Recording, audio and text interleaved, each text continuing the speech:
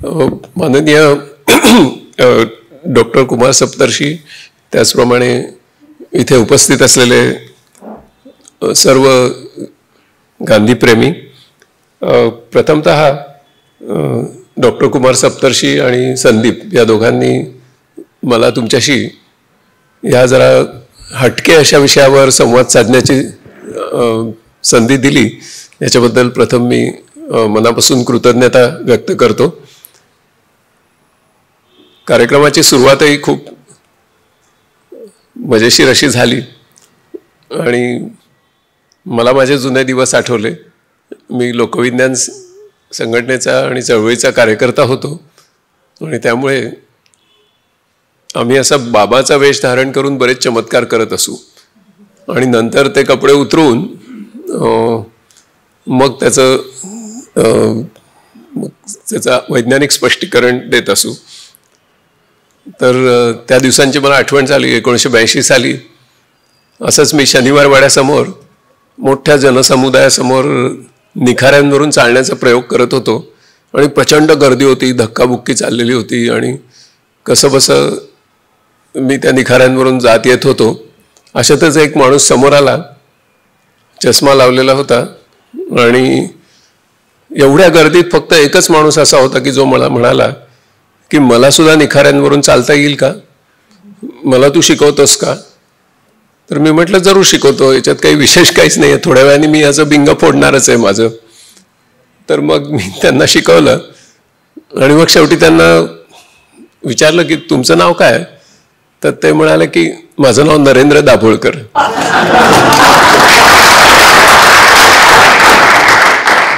तर खूप छान सुरुवात झाली, मला खूप आनंद झाला आणि मी फिजिक्सचा विद्यार्थी आहे, माझं केमिस्ट्री एवढं काही विशेष नाही, पण आज केमिस्ट्रीचा पण एक धडा मिळाला, आनंद वाटला.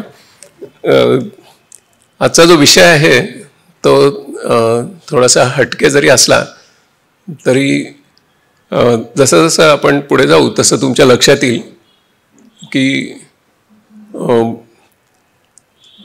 गांधीजींच्या विचारांच्या प्रकाशामध्येच आपल्याला कसं पुढे जावं लागणार आहे. आधुनिक अशा या कृत्रिम बुद्धिमत्तेच्या युगामध्ये हा निष्कर्ष मी सांगून सुरुवात अशासाठी करतो की काही थोडासा भाग भाषणाचा हा प्रथम कृत्रिम बुद्धिमत्तेविषयी बोलणार आहे. त्या भागामध्ये तुम्हाला अशी शंका येईल की वक्ता आजचा विषय विसरला आहे का, आणि म्हणून मी आधी प्रस्तावना केली. तर आम्ही ज्यावेळी विद्यार्थी दशेमध्ये अगदी होतो त्यावेळेला कृत्रिम बुद्धिमत्तेचं स्वरूप हे वेगळं होतं. त्यावेळेला म्हणजे 20व्या शतकाच्या शेवटच्या भागामध्ये त्यावेळेला साधारणपणे असं समजलं जायचं की मानवी बुद्धिमत्तेची कॉपी करणं हे कृत्रिम बुद्धिमत्ता निर्मितीचं उद्दिष्ट आहे. आणि त्या दृष्टीने प्रयत्न होत असताना अनेक शास्त्रज्ञ म्हणजे हर्बर्ट सायमन असोत, मार्विन मिन्स्की असोत, ॲलन ट्युरिंग असोत किंवा ड्रेफस असो किंवा मॅकार्थी असो, म्हणजे खूप शास्त्रज्ञांचं हे आम्हाला अभ्यास करावा लागायचा आणि त्यांचं सर्वसाधारण मत असं असायचं की इथपासून 10 वर्षात, इथून 20 वर्षात, इथून 30 वर्षात आम्ही मानवी बुद्धिमत्तेची सही कॉपी ही यंत्रामध्ये करू आणि त्यामुळे मानवी बुद्धिमत्तेला ज्या ज्या गोष्टी शक्य होतात त्या सगळ्या आम्ही कृत्रिम बुद्धिमत्तेद्वारे करून दाखवू आणि त्यामध्ये अतिसर्जनशील अशा ज्या मानवी कृती समजल्या जातात त्यासुद्धा आम्ही करून दाखवू. त्याची उदाहरणं त्या काळामध्ये घेतली जायची की ज्याच्यामध्ये सर्जनशीलतेचं पराकोटीचं सर्जनशीलता लागते अशी कुठल्या मानवी कृती आहेत. तर त्यातली एक घेतली जायची ती म्हणजे अतिशय उत्स्फूर्त अशी कविता तयार होऊ शकेल. कवी यशवंतांनी एका ठिकाणी म्हटलंय की कवीला पहिलं कडवं सुचतं आणि पुढची कडवी कवी घडवतो. तर पण ते पहिलं उत्स्फूर्तता जी आहे, ती उर्मी जी आहे, ती या बुद्धिमत्तेतून निर्माण होईल. किंवा अत्यंत व्यामिश्र म्हणजे अतिशय गुंतागुंतीचं, स्पर्धा परीक्षेला बसलेल्या मुलांना हा शब्द कळतो पण बाकीच्यांना कदाचित कळत नाही म्हणून गुंतागुंतीचा असा शब्द वापरतो. अतिशय गुंतागुंतीच्या अशा ज्या मानवी कृती आहेत त्याच्यामध्ये त्यावेळेला जो समावेश व्हायचा या चर्चांमध्ये तो म्हणजे की चित्रपटाचं दिग्दर्शन. मला माहीत नाही की तुमच्यापैकी किती जणांनी बॉलिवूडमध्ये कधी जाऊन चित्रपटाचं दिग्दर्शन पाहिलं आहे का. तुम्ही जर गेलात तर तुमच्या लक्षात येईल की तो जो दिग्दर्शक असतो तो जवळजवळ 200-300 माणसांचा एका वेळी संपूर्ण दिग्दर्शन करत असतो, व्यवस्थापन करत असतो. अतिशय गुंतागुंतीची मानवी प्रक्रिया ती असते आणि त्या सगळ्यांच्या भावभावना, त्यांची क्षमता हे सगळं लक्षात घेऊन तो एका विशिष्ट वेळी विशिष्ट कृती सगळ्यांकडून सांघिक पद्धतीने घडेल अशी योजना करत असतो. आणि त्यामुळे ती कृतीसुद्धा कृत्रिम बुद्धिमत्ता करू शकेल अशा प्रकारचे दावे हे त्या काळामध्ये होत असत. त्याच्यावर प्रचंड संशोधनासाठी निधी काही दशका खर्च झाला. इतकंच नव्हे तर ॲलन ट्युरिंग यांनी त्याची एक ट्युरिंग टेस्ट दिली की कृत्रिम बुद्धिमत्ता याचं स्वरूप कसं ओळखायचं. तर मानवी बुद्धिमत्तेने केलेली कृती आणि कृत्रिम बुद्धिमत्तेने केलेली कृती याच्यातला फरक ज्या वेळेला माणसांच्या बुद्धिमत्तेने ओळखताच येणार नाही त्यावेळेला ती खरी कृत्रिम बुद्धिमत्ता. म्हणजे इतकी त्याच्या म्हणजे माणसं जे करू शकतात ते हुबेहूब करणं असा फोकस हा 20व्या शतकाचा होता. या 20व्या शतकाचं एक वैशिष्ट्य होतं की 20व्या शतकाने माणसाला यंत्रवत बनवून टाकलं होतं. औद्योगिक क्रांतीच्या नंतर कारखाना सदृश अशा ज्या उत्पादन प्रक्रिया निर्माण झाल्या त्याच्यामध्ये माणसांनी साधारणपणे आपली सर्जनशीलता वापरू नये, ठराविक कामं आज्ञाधारकपणे ठराविक वेळामध्ये करत राहावी आणि त्याचं ठराविक वेतन घ्यावं.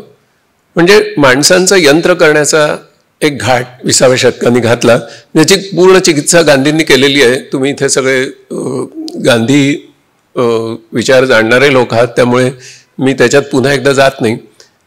परंतु माणसाचं अशा प्रकारे यंत्रवत असं अस्तित्वामध्ये एक रिडक्शनिझम, एक माणसाचं अवमूल्यन करणं आणि माणसाला यंत्राचं गुलाम बनवणं हे काम 20व्या शतक या 20व्या शतकामध्ये त्याची एक परमोच्च बिंदू गाठला गेला.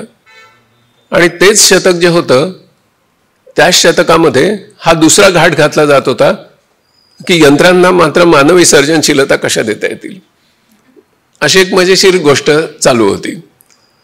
20व्या शतक संपता संपता संपता असं लक्षात येऊ लागलं की यंत्रामध्ये मानवी सर्जनशीलता निर्माण करणं केवळ अवघड नव्हे तर अशक्य आहे. आणि हा एक अतिशय दिलासा देणारा असा निष्कर्ष 20व्या शतकाच्या शेवटी निघाला. 21वं शतक ही गोड बातमी घेऊन आपल्यासमोर आलं की आपल्याला त्याच्यातून मानवी सर्जनशीलता या यंत्रातून काही निर्माण करता येणार नाही. याची काही प्रमुख कारणं होती. एक त्याचं कारण असं होतं की ज्या प्रकारची कम्प्यूट पॉवर आपल्याला यंत्रामध्ये लागेल मानवी बुद्धिमत्तेची कॉपी करण्यासाठी तशी कम्प्यूट पॉवर त्यावेळी नव्हती आणि ती आजही नाही. मी हे विधान करताना मला याची पूर्ण जाणीव आहे की या वर्षाच्या शेवटी $1000 लॅपटॉप ज्यावेळी तुम्ही विकत घ्याल तर त्या लॅपटॉपमध्ये मानवी मेंदूची जी संगणन क्षमता आहे म्हणजे त्यातली कल्पनाशक्ती, सर्जनशीलता हे बाजूला काढू आपण, कम्प्यूट पॉवर हार्डकोर, तर ती तेवढीच्या तेवढी त्या लॅपटॉपमध्ये या वर्षाच्या अखेरीमध्ये असणार आहे आणि त्याची किंमत $1000 असेल. आणि आमच्या क्षेत्रामध्ये एक मूर्स लॉ म्हणून आहे, गॉर्डन मूर ज्यांनी इंटेल कंपनीची स्थापना केली त्यांनी हा एक लॉ दिला आणि आजपर्यंत किंवा ती 20-25 वर्ष तो तसाच राहणार आहे. अशा प्रकारची वैज्ञानिक प्रगती चालू आहे आणि त्या लॉप्रमाणे अजून 25 वर्षांनी म्हणजे इथे जे काही नैसर्गिकरित्या ज्यांचे केस काळे आहेत असे जे लोक बसलेले आहेत ते ज्यावेळेला तो लॅपटॉप वापरतील 25 वर्षांनी, तर त्यांच्या त्या लॅपटॉपमध्ये त्यावेळेला पृथ्वी तलावर जेवढे मानवी मेंदू असतील त्या मानवी मेंदूंची सगळ्यांची मिळून जी कम्प्यूट पॉवर असेल ती त्यावेळेच्या प्रत्येक लॅपटॉपवर $1000 इक्विव्हॅलंटला असणार आहे. हे जरी असलं तरीही ज्या प्रकारची संगणक क्षमता आपल्याला मानवी सर्जनशीलता यंत्रांमध्ये आणण्यासाठी लागते ती उपलब्ध नसेल. दुसरी गोष्ट म्हणजे जे प्रोग्रामिंग पॅराडाईम्स आहेत, ज्या पद्धतीने आज्ञावली लिहिल्या जातात, ज्या पद्धतीने थोडंसं रात्री जागरण करून आलोय मी, ज्या पद्धतीने आज्ञावली लिहिल्या जातात संगणकांसाठी, तर त्या आज्ञावली मानवी सर्जनशीलतेच्या प्रक्रियांचं मॉडेल करण्यासाठी अपुऱ्या आहेत. ही दुसरी गोष्ट होती. तिसरी गोष्ट जी समोर आली ती ही होती की माणसाचं जे शरीर आहे, आणि गांधींचा तो फारच म्हणजे जगाला त्यांनी दिलेली एक देणगी आहे की तुम्ही मानवी शरीर जे आहे ते किती अप्रतिम असं यंत्र आहे त्याच्याकडे त्या दृष्टीने बघा आणि त्याचा परमोत्कर्ष तुम्ही केला पाहिजे तुमच्या शरीराचं जाणून. त्याच्यामुळे ते स्वतःच्या शरीराची किती काळजी घेत होते हे तुम्ही सर्व जाणकार लोक जाणताच. आणि ते नॅचरोपॅथी, ते मसाज आणि हे ते त्यांचं जे चालायचं, त्याच्यामुळे मानवी शरीराची जी क्षमता आहे तर ती क्षमता सर्व दृष्टींनी आपल्याला यंत्रामध्ये आणणं त्याहीवेळी शक्य नव्हतं आणि आजही शक्य नाही आहे. एक छोटंसं उदाहरण देतो. तुमच्या सगळ्यांकडे स्मार्टफोन आहेत आणि त्याच्यात कॅमेरा आहे आणि आपण सातत्याने फोटो काढत असतो. तो कॅमेरा तुम्ही झूम इन झूम आउट करता, त्याच्यामध्ये म्हणजे CCD कॅमेऱ्याचं जे पेटंट आहे त्याच्यासाठी नोबेल पारितोषिक मिळालेले आहे. अशा प्रकारचा तो रिसर्च आहे, साधीसुधी गोष्ट नाही आहे. तरीसुद्धा तुम्ही तुमच्या ह्युमन आय, मानवी डोळ्यांनी ज्या प्रकारची ॲडजस्टमेंट करू शकता, ज्या प्रकारचा अवकाश कवेत घेऊ शकता, त्याच्या जवळपासही तो जात नाही. म्हणजे रॉड्स आणि कोन्सची जी तुम्ही वापर करता तशा प्रकारचं तुम्हाला ते करता येत नाही. म्हणजे अजून त्याच्या जवळपासही एवढा पॉवरफुल कॅमेरा पोचलेला नाही ज्याच्यासाठी तुम्ही हजारो रुपये मोजता, तो अजून त्याच्या जवळही पोचलेला नाही. आपल्या घ्राणेंद्रियांविषयी तर मी काही बोलायलाच नको, कारण अजून त्याचा मोबाईलमधून असं काही ॲप निघालेलं नाही की एकदम सडनली या खोलीत सुगंध पसरवता येईल, किंवा सुगंध असेल तर ते त्याचं सेन्स करता येईल, असं काही नाही आहे. आणि त्याच्यामुळे मानवी शरीरामध्ये ज्या विविध प्रकारच्या क्षमता आहेत त्या होवर्ड गार्डनरनी ज्या वेळेला 1979 साली फंक्शनल MRIचा शोध लागला, त्याच्यानंतर 4 वर्षामध्ये त्यांनी ह्या समोर आणल्या 83 सालापर्यंत. कारण तोपर्यंत जिवंत मेंदूचा अभ्यास करणं कठीण होतं. आणि ज्यावेळेला जिवंत मेंदूचा अभ्यास आपल्याला फंक्शनल MRIने करता आला, त्यानंतर गार्डनरने आपल्याला दाखवून दिलं की माणसांच्या मेंदूमध्ये भाषा आकलनाचं एक स्वतंत्र केंद्र असतं आणि भाषा व्यक्त करण्याचं एक वेगळं केंद्र असतं. म्हणजे त्याची भाषिक बुद्धिमत्ता ही दोन केंद्रांमधून संचलित होते. त्याचबरोबर त्याच्यात सांगीतिक बुद्धिमत्तेचं एक केंद्र असतं. नंतर त्याच्यामध्ये शारीर स्नायूविषयक आणि शारीर गतिविषयक बुद्धिमत्तेचं एक केंद्र असतं. त्याचं अगदी साधं उदाहरण म्हणजे आत्ताच मी येताना इथे गांधी भवनच्या अलीकडे एक डोंबाऱ्याचं मूल त्या दोरीवर सगळे प्रयोग करत होतो. तुम्ही पण बघितलं असेल. मी थांबूनच बराच वेळ त्याचा आस्वाद घेत होतो, कारण जरा लवकरच आलो मी. शारीर स्नायूविषयक बुद्धिमत्ता ही त्याच्याकडे जी आहे, त्या मुलाकडे तसा रोबो तयार करणं हे अतिशय कठीण आहे, अतिशय महाग आहे आणि अजून तरी त्याच्या जवळपास आपण जाऊ शकलेलो नाही आहे. त्याच्यामुळे ती एक बुद्धिमत्ता, अवकाशीय बुद्धिमत्ता, व्हिज्युअल इंटेलिजन्स, ज्याच्यातून तुम्ही नॅव्हिगेशन करू शकता. त्याचबरोबर त्याचं वेगळं केंद्र मेंदूमध्ये आहे. त्याचबरोबर निसर्गविषयक बुद्धिमत्ता, जी तुम्हाला सालीम अली किंवा आपल्या पुण्यातले किरण पुरंदरे वगैरे या लोकांमध्ये त्याचा परमोत्कर्ष झालेला दिसतो. की किरण ज्या वेळेला 71 पक्ष्यांचे आवाज काढतात त्यावेळी त्या पक्ष्यांच्या माद्या मेटिंगला येतात जवळ, इथपर्यंत त्यांना ती बुद्धिमत्ता गवसलेली आहे. तर त्याच्यामुळे तशी एक बुद्धिमत्ता आपल्याकडे आहे. त्याचबरोबर आंतरव्यक्ती बुद्धिमत्ता, इतरांच्या भावभावना समजून घेण्याची बुद्धिमत्ता. आपण साधारणपणे 270 भावना व्यक्त करतो आणि त्या 7000 फेशियल गेस्चर्समधून, हावभावांमधून आपण त्या व्यक्त करतो. आणि आपल्याला सगळ्यांना त्या 270 भावना म्हणजे त्याच्यामध्ये फिलिंग्ज आहेत आणि इमोशन्स आहेत. काही फिलिंग्ज म्हणजे ज्या व्यक्त होतात आणि इमोशन्समध्ये ज्या व्यक्त किंवा सबकॉन्शियसमध्ये अव्यक्त राहतात. तर त्या भावभावना आपण दुसऱ्या माणसांच्या समजून घेण्याची पण बुद्धिमत्ता आपल्याकडे आहे, आंतरव्यक्ती बुद्धिमत्ता.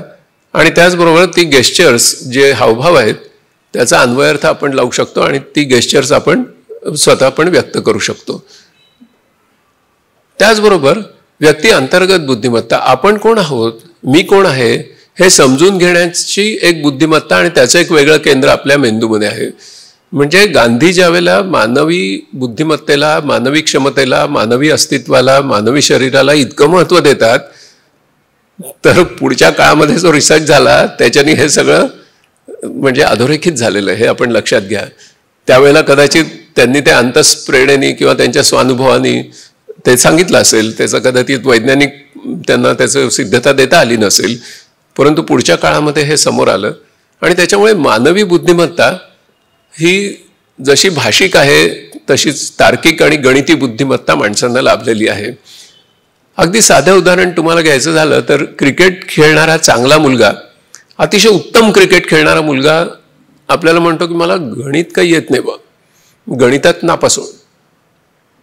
आता ज्या वेळेला तो फलंदाज असं जोरात चेंडू मारतो आणि त्याचा कॅच उडतो, ज्यावेळेला हा मुलगा फिल्डर असतो त्यावेळेला तो धावत धावत जाऊन बरोबर अशा ठिकाणी थांबतो की जिथे बॉल पडण्याची शक्यता आणि तो कॅच घेतो. याच्यावेळी त्यांनी आमच्या जे प्रोफेसर प्रवीण सप्तर्षी बसले तिथे, ते सांगतील तुम्हाला की त्याने इंटिग्रो डिफरन्शियल इक्वेशन सोडवलेलं असतं.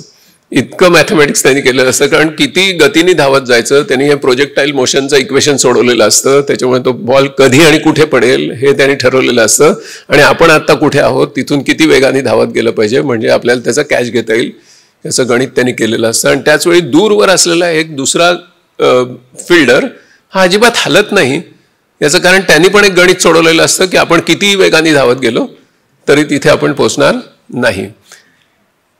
इतकी बुद्धिमत्ता ही गणिती आणि तार्किक बुद्धिमत्तेचं एक वेगळं केंद्र आपल्या मेंदूमध्ये आहे. म्हणजे तुम्ही लक्षात घ्या की या सगळ्या म्हणून मनुष्य, प्रत्येक मूल जे जन्माला येतं ते असा बहुविध बुद्धिमत्तांचा पट घेऊन जन्माला येतं, मल्टिपल इंटेलिजन्सेस. आपल्याला जी अल्फ्रेड बिनेनी एक आपल्या मनामध्ये एक अंधश्रद्धा बसवून टाकली की बुद्धिमत्ता एकरेषी असते, ती IQनी शोधता येते आणि ज्यांचा IQ चांगला ते बुद्धिमान वगैरे, तर ते सगळं अवैज्ञानिक आहे, पुढे सिद्ध झालं. पण त्याचबरोबर समाज हळूहळू बदलतो. त्याच्यामुळे एखादी मुलगी अतिशय उत्कृष्ट नृत्य करत असेल तर तिला आपण ती खूप बुद्धिमान आहे असं म्हणत नाही. खरं म्हणजे तिची शरीर स्नायूविषयक बुद्धिमत्तेचा तो आविष्कार असतो, पण तिला आपण अजून बुद्धिमान म्हणत नाही, तिला आपण ती चांगली नृत्य करते असं म्हणतो. तो आपल्यातली ती अवैज्ञानिकता आहे. त्याच्यामुळे हा जो शरीर हा जो भाग आहे ज्याच्यामध्ये एवढी ज्ञानेंद्रिय आहेत आणि एवढी कर्मेंद्रिय आहेत आणि त्यांचं संपूर्ण कोऑर्डिनेशन होतं, ही एक अतिशय व्यामिश्र अशी नैसर्गिक आणि उत्क्रांतीच्या संबंध प्रवासातून पुढे आलेली एक निर्मिती आहे. आणि त्याच्यामुळे तिची आपण कॉपी करू शकू हा थोडासा जरा अहंकारच होता आणि त्याच्यामुळे तो अर्थातच अयशस्वी झाला. आणि दुसरी एक गोष्ट शेवटची, आणि ती तर मजेशीर आहे की आपण यंत्रामध्ये जे विकसित करतो आहोत, म्हणजे त्या काळातलं 20व्या शतकातलं म्हणतो, आपण यंत्रामध्ये जी बुद्धिमत्ता विकसित करतो आहोत ती मानवी बुद्धिमत्तेची हुबेहूब कॉपी आहे असं गृहीतकच मुळात चुकीचं होतं. तेच बिनबुडाचं होतं, कारण तुम्हाला जी मानवी बुद्धिमत्ता अजून परिपूर्णपणे आकलन झालेलं नाहीये, तर तुम्ही जी विकसित करताय ती त्याची कॉपी आहे असं गृहीतक असणं हे तर बिनबुडाचं होतं. अशी अनेक कारणं त्याच्यात आहेत. आणि त्यामुळे आणि आत्तासुद्धा आपण जे सेन्सर्स आहेत, आता खूप चांगले चांगले सेन्सर्स आहेत. तुम्ही बघा की टाळी वाजवली की लाईट बंद होतात वगैरे, अशा प्रकारचे खूप सेन्सर्स. आता सेन्सर्सची एक मोठी दुनिया आहे. सेन्सर सिकॉलॉजी तयार होतीये, नॅनो सेन्सर्स तयार होत आहेत. एका बिकरमध्ये तुम्ही काही मिलियन सेन्सर्स तयार करू शकता. आणि म्हणजे ज्वारीच्या पिकाच्या ताटाला प्रत्येकाला एक एक सेन्सर लावून त्याचा विल्टिंग पॉईंट आला की तेवढंच पाणी द्यायचं, इथपर्यंत आपण जाऊ शकतो. परंतु आपले जे सेन्सर्स आहेत ते त्यापेक्षा फारच पॉवरफुल आहेत. त्याला कमी एनर्जी लागते, त्याची साईज छोटी आहे आणि त्याचं कोऑर्डिनेशन जे होतं त्याला वायफाय वगैरे काही लागत नाही. आणि ते सेन्सर्स एकमेकांशी कोऑर्डिनेट होऊ शकतात आणि त्याच्यातून एक कृती घडू शकते. अशी कितीतरी गोष्टी आहेत. तर त्यामुळे तशी बुद्धिमत्ता आपण विकसित करतो आहोत असा अहंकार धारण करणं हे चुकीचं होतं. आणि त्याच्यामुळे 20व्या शतकाच्या अखेरीला हे स्पष्ट झालं की 20व्या शतकाने जरी यंत्रांमधून म्हणजे माणसांमधून यंत्रवत असं काम करून घेण्यात यश मिळवलं असतं, तरीसुद्धा यंत्रांमध्ये मानवी सर्जनशीलतेचा आविष्कार करणं अशक्य आहे, ह्या बिंदूपर्यंत ते पोचलं. अशा वेळेला तुम्ही सहजच विचाराल की आम्ही तर हल्ली रोज ChatGPT वापरतो, त्याला आम्ही कविता करायला सांगतो वगैरे वगैरे. तो कविता करतो सुद्धा, मी सुद्धा करतो त्यातून कविता. तर मग ते कसं काय होतं असं तुम्हाला वाटेल. तर ते थोड्या वेळाने आपण त्याचं स्पष्टीकरण बघणार आहोत. पुढे जाऊन 21व्या शतकाने मग काय केलं की आता एवढं रिसर्च फंडिंग करायचं, हे करायचं, तर मग कृत्रिम बुद्धिमत्तेचा विकासाची वेगळी दिशा ही 21व्या शतकात तयार झाली. आणि ती दिशा अशी आहे की जे मानवी बुद्धिमत्तेला जमत नाही अशा ज्या गोष्टी आहेत त्या कृत्रिम बुद्धिमत्तेमध्ये विकसित करा. इतका वेगळा म्हणजे डायव्हर्जंट पाथ हा घेतला गेला, हे लक्षात घ्या. आपण त्यांनी नाद सोडून दिला मानवी बुद्धिमत्तेच्या नादी लागण्याचा, कारण ते शक्य नाही. कारण त्याचं रिसर्च फंडिंग कोण देणार हो? भांडवलशाहीमध्ये शेवटी केटला प्रॉफिट असा न्याय असतो. त्याच्यामुळे त्याच्यातून काय मिळणार आहे, त्याच्यातून पुढे प्रॉफिट काय होणार आहे, तर आम्ही त्याच्यात गुंतवणूक करू, नाही तर उगाच काय अशी तुमच्या याच्यासाठी थोडीच कोणी गुंतवणूक करणार.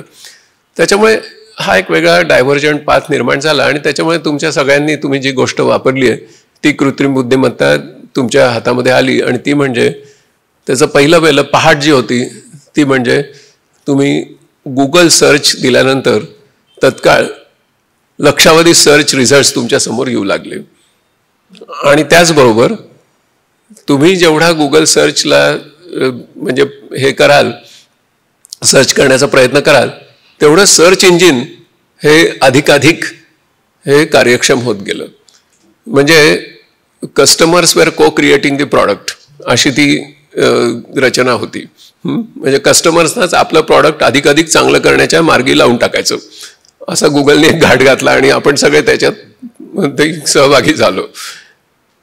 आता ह्याच्या मागे काय होतं तर कृत्रिम बुद्धिमत्तेचा एक वेगळा आविष्कार त्याच्यामध्ये होता.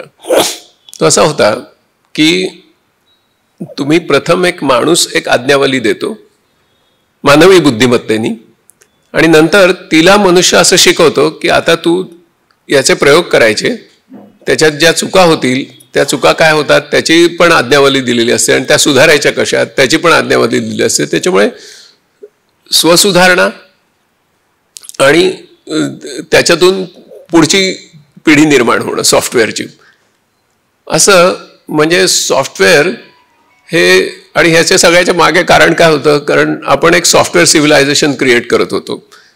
अशी एक सिव्हिलायझेशन, अशी एक सभ्यता की जी सॉफ्टवेअरशिवाय चालणारच नाही, जी आज पेट्रोलशिवाय चालत नाही पण ती सॉफ्टवेअरशिवाय सुद्धा चालत नाही.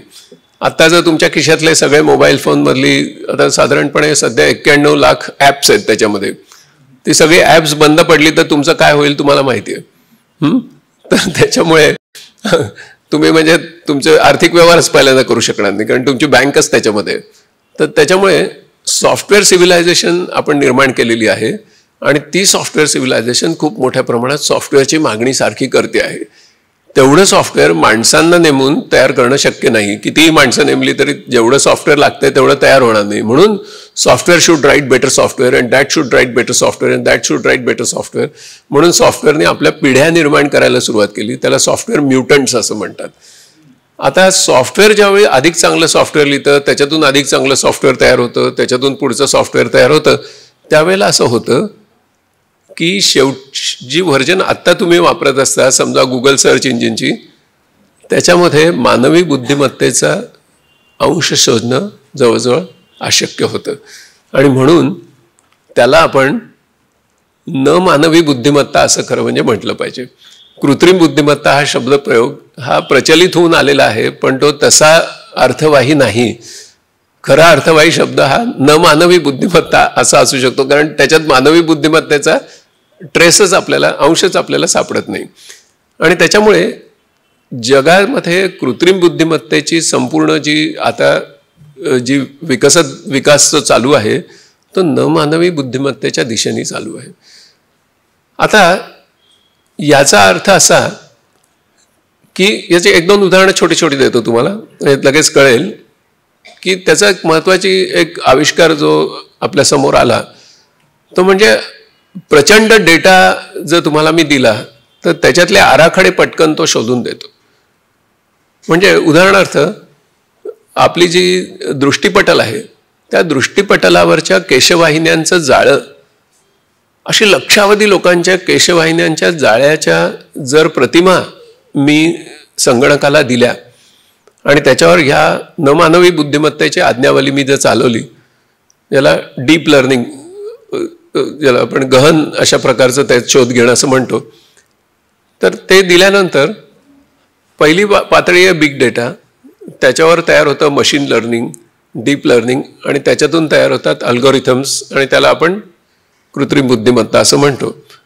आता हे दिल्यानंतर त्यांनी ह्याच्यातून त्या पेशंटचा सगळा बाकीचा हेल्थविषयक डेटा दिला आणि त्यांच्या दृष्टिपटलांच्या प्रतिमा दिल्या.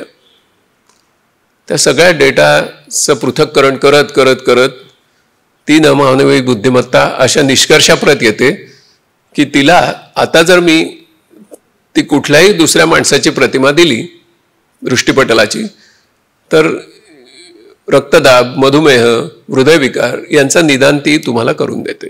ECG काढण्याची गरज नाही, 2D इको करण्याची गरज नाही, अँजिओग्राफी करण्याची गरज नाही, अँड सो ऑन. 5 रुपयामध्ये हे काम होणार. आता काही दिवस डेमोक्रटायझेशन ऑफ ऑल दिस थिंग. त्याचा अर्थ ती तुम्हाला सहसंबंध शोधून देते, कोरिलेशन्स. पण ती अजून तरी तुम्हाला अतिशय प्रभावी असे कार्यकारण संबंध शोधून देत नाही. म्हणजे दृष्टिपटलाची प्रतिमा अशी असली तर तमुक तमुक विकार का असतात हे ती अजून तुम्हाला सांगत नाही. ते काम ती माणसांना देते. म्हणजे एक प्रकारचं आव्हान देते माणसांना, मानवी बुद्धिमत्तेला एक प्रकारची संधी देते आणि एक प्रकारचं खाद्यही पुरवते. अशा तिन्ही गोष्टी एकाच वेळी कृत्रिम बुद्धिमत्ता आता मानवी बुद्धिमत्तेसाठी करते. त्याच्यामुळे सहसंबंधांचं काम तिकडे आणि कार्यकारण संबंधांचं काम तुमच्याकडे. आता मध्यंतरीच मी वाचलं की चेस्ट एक्सरे दिला असता त्या व्यक्तीला लंग कॅन्सर होण्याची शक्यता कितपत आहे हे तपासण्याचा प्रयोग झाला. तर साधारणपणे जे धूम्रपान करतात वगैरे वगैरे त्यांच्यात त्याची शक्यता जास्त असते, पण अजिबात धूम्रपान न केलेल्या व्यक्तींच्या बाबतीत सुद्धा लंग कॅन्सरची शक्यता निर्माण होते. मग असं का होतं? तर अक्षरशः दशलक्षावधी चेस्ट एक्सरेज दिले गेले, त्याचं पृथक्करण त्यांनी केलं आणि त्याच्यातून त्यांनी आता जो सहसंबंध शोधला आहे त्याच्यातून आता तुम्ही या व्यक्तीला फुफ्फुसांचा कर्करोग होण्याची संभाव्यता किती आहे ते सांगू शकता. म्हणजे थोडक्यात जो चेस्ट एक्सरे आपण पूर्वी बघत होतो त्याच्यात एक जेनेटिक डेटा पण दडलेला आहे हे आपल्याला कधीच माहिती नव्हतं. कारण त्यांना धूम्रपानाने कॅन्सर होत नाहीये, त्यांना त्यांच्या जेनेटिक ह्याच्यामुळे होतं. आता हा सहसंबंध त्यांनी शोधून दिलं, पण ते जीन्स काय आहेत वगैरे वगैरे ते काही सांगितलेलं नाही, ते तुम्हाला शोधायचं आहे. अशा प्रकारच्या गोष्टी आता याच्यामध्ये होत आहेत. त्याचा तो दुसरा वापर तुम्ही रोज करता आहात तो तर खूपच मजेशीर आहे. तो म्हणजे तुम्ही हँडरायटिंग मोड तुमच्या मोबाईल फोनमध्ये वापरता का? हँडरायटिंग मोड बोटाने लिहिता आणि सगळी मराठी अक्षरं तशीच्या तशी, म्हणजे दृष्टद्युम्न, प्रद्युम्न, धृतराष्ट्र वगैरे अगदी एक्झॅक्ट ॲक्युरेट येतात बघा. आपण मोबाईल फोनवर हाताने ज्यावेळी लिहितो त्यावेळी डेटा तयार होतो. म्हणजे ते जे पॅटर्न्स आहेत ते सहसंबंध आहेत आणि त्याचे जे स्ट्रोक्स आहेत त्याचे नियम त्यांनी शोधून काढलेत आणि कितीही वेडवाकडं गिचमीड अक्षर काढलं तरी तो बरोबर देवनागरीमधल्या आपल्या गोष्टी देतो. त्याचबरोबर तुम्ही दुसरा एक त्याचा आविष्कार बघता तो म्हणजे की मी टायपिंग जे करतो 77 सालापासून मी कम्प्युटर वापरतो, परंतु मला फारसं टायपिंग स्पीड कधी मिळवता आलं नाही.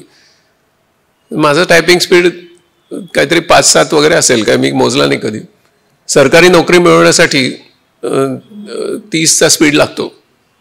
ओके, पण आता माझा टायपिंग स्पीड हा 150 शब्द पर मिनिट आहे.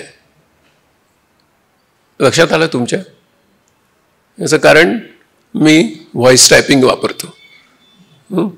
मी माझे लेख वगैरे लिहितो त्यावेळेला मी माझ्या गाडीच्या चालकांना सांगतो की मला काहीही म्हणजे वेळ वगैरे लागलेली नाही आहे, नाही तर तुला वाटेल मी स्वतःशीच काय बडबडत चाललोय फोनवर. तर मी लेख लिहितो आहे आणि साधारणपणे 150 शब्द पर मिनिट असं माझं लेखन चालतं आणि ते कोणालाही शक्य आहे, माझ्यात काही विशेष काही नाही. याचं कारण प्रत्येक जे सिलेबल आपण उच्चारतो त्याचे आता पॅटर्न शोधण्यामध्ये यश आलं आणि त्यासाठी त्यांनी इतकं मराठी भाषेचं, तुम्ही सगळे लोक जे मराठीत बोललात फोनवर, त्याचे कॉर्पसेस गोळा केले, त्याचे ऐवज गोळा केले मोठमोठे आणि त्याचं पृथक्करण करत करत तो शिकला आणि त्याच्यामुळे आता वेडेवाकडे जरी शब्दांचे उच्चार केले तरी ते उमटतात मात्र जवळजवळ नियर परफेक्ट अशी त्याची प्रगती त्यांनी साधली. म्हणजे आता कृत्रिम बुद्धिमत्तेचं स्वरूप हे या न मानवी बुद्धिमत्तेकडे चाललेलं आहे. तर त्याचा जो आविष्कार होतो आहे त्याच्यातून नवीन नवीन आपल्याला ॲप्लिकेशन्स आपल्या समोर येत आहेत. आता एवढी पार्श्वभूमी झाल्यानंतर आता आपण गांधींकडे वळूया. म्हणजे आता तुम्हाला कृत्रिम बुद्धिमत्तेची एक जी संकल्पना आहे ती स्पष्ट झाली असेल असं मी समजतो. त्याचे अनेक इतर गोष्टी आहेत, मोठा पसारा आहे, त्याच्यात मी काही आत्ता जाणार नाही. आपल्या आजच्या विषयापुरती एवढी प्रस्तावना पुरेशी आहे. आता मग या कृत्रिम बुद्धिमत्तेनी आपल्यासमोर काय आणून ठेवलंय हे जाणून घेणं आणि त्यामध्ये गांधी विचाराचं वैशिष्ट्य समजून घेणं हे आता आपल्या पुढचा भाग आहे.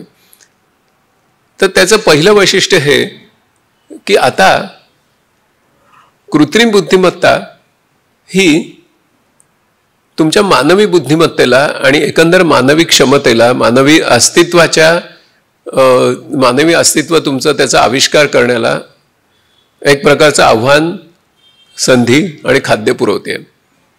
या दिशेने आता जर तुम्ही बघितलं तर तुमच्या लक्षात येईल की मानवी क्षमतांचा म्हणजे सर्व प्रकारच्या, नुसत्या शारीरिक नाही तर शारीरिक, वैचारिक, भावनिक, मानसिक, काल्पनिक अशा सर्व पातळ्यांवर, नैतिक अशा सर्व पातळ्यांवर त्याचा परमोत्कर्ष गाठणारी एकच व्यक्ती आपल्या डोळ्यासमोर येते आणि ती म्हणजे महात्मा गांधी.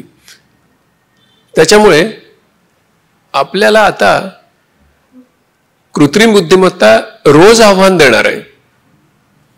ती तुम्ही जी मानवी नसलेली ज्या गोष्टी करत राहाल, यंत्रवत अशा ज्या गोष्टी करत राहाल, त्याला रोज तुम्हाला आव्हान देईल आणि तुम्हाला त्या गोष्टी करण्यापासून ती परावृत्त करेल. अशा वेळेला तुम्हाला गांधींकडे जावं लागेल आणि माणूस म्हणून कुठलं शिखर गाठता येतं हे दाखवणारा तो एक म्हणजे आपला आदर्श आहे, त्याच्याकडे तुम्हाला जावं लागेल. आईन्स्टाईनने असं म्हटलं होतं की असा हाडामासाचा मनुष्य या पृथ्वी तलावर होऊन गेला, यावर कदाचित पुढची पिढी विश्वास ठेवणार नाही. पण आपण सगळे गांधींना जाणतो, त्याच्यामुळे आपला त्याच्यावर विश्वास आहे की असा मनुष्य होऊन गेला आणि मानवी क्षमतांचा एवढा परमोत्कर्ष बिंदू गाठता येतो. आता याची सर्वसामान्य लोकांना काय गरज आहे असं तुम्हाला वाटेल. तर याची अगदी प्रॅक्टिकल गरज अशी आहे की जर त्यांनी आता आपण मनुष्य असणं म्हणजे नक्की काय, आपली मनुष्यत्वाची व्यवच्छेदक लक्षणं कुठली ह्याचा जर नीट अभ्यास केला नाही तर त्यांचं अस्तित्वच धोक्यात येईल, ही खरी गरज आहे.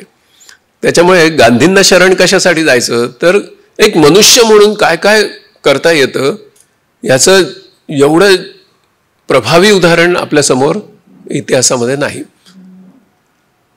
आता तुम्ही बघा की अगदी साधी गोष्ट म्हणजे पीटर मरिट्सबर्ग स्टेशनवरचा त्यांचा जो अनुभव आहे त्याच्यामध्ये या दृष्टीने तुम्ही त्या अनुभवाकडे आता बघा की सामान फेकून दिलेलं आहे आणि तो एक पर्वतरांगातला एक प्रदेश आहे, कडाक्याची थंडी आहे आणि आता त्यांना गाडीतून ढकलून दिलं आहे. अशा वेळी कुडकुडत कुडकुडत तो युवा बसलेला आहे आणि तर मानवी बुद्धिमत्तेचं वैशिष्ट्य काय, तर बाह्य संवेदनेला प्रतिसाद काय द्यायचा त्याच्यातल्या निवडीचं स्वातंत्र्य. ही मानवी बुद्धिमत्तेची एक गोष्ट जी आहे ती कृत्रिम बुद्धिमत्तेकडे नाही. बाह्य संवेदना काही येतील आणि त्याच्या संबंधी प्रतिसादांची प्रचंड गर्दी माझ्या मनामध्ये तयार होते आणि त्याच्यातला कुठला प्रतिसाद आता मी द्यायचा त्याची निवड करण्याचं स्वातंत्र्य हे माझं कोणीच हिरावून घेऊ शकत नाही. गांधींच्या मनामध्ये जे अनेक प्रतिसाद आलेले आहेत त्याच्यापैकी 3 प्रतिसाद फक्त मी नोंदवतो. एक पहिला प्रतिसाद म्हणजे आता आपल्याला इथे राहायचंय, वकिली करायचंय, तर याला आपण आता या परिस्थितीला शरण गेलं पाहिजे. आपण काळे आहोत आणि आपल्याला तशा प्रकारच्या डब्यात नाही बसता येणार. जरी आपल्याकडे तिकीट असलं तरी तिकीट बघत राहत आहेत सारखे ते त्या वेटिंग रूममध्ये आणि कडाक्याची थंडी आहे, अंगात कपडे कमी आहेत आणि त्या तिकिटाकडे बघत हे विचार डोक्यात येत आहेत आणि मग आता आपल्याला शरण गेलं पाहिजे या व्यवस्थेत. हा पहिला मनातला प्रतिसाद आहे.